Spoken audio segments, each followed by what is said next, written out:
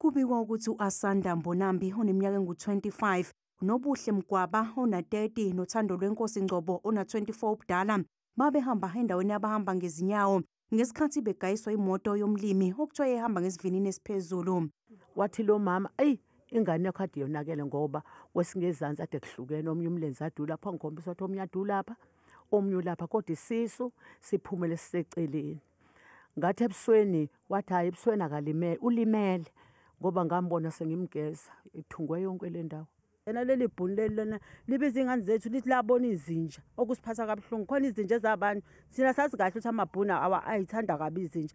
Ukuba kuyizinja wayezoyivikela ngoba kwakuba abantu abaminyama wayesebashayisa ngamabomu.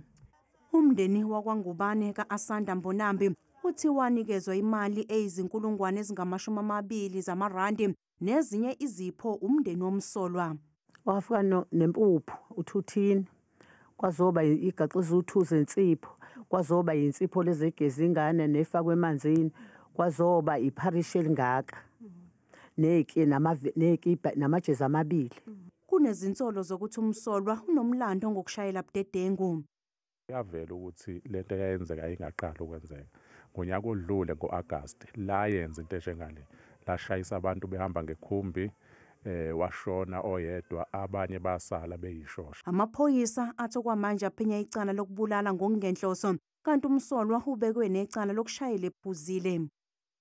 He was given bail on his first court appearance of 10,000 rand. So he's been attending court since then.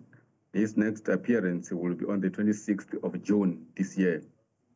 If the case is to change from criminal homicide to murder, then that would be a different story with regards to his bail.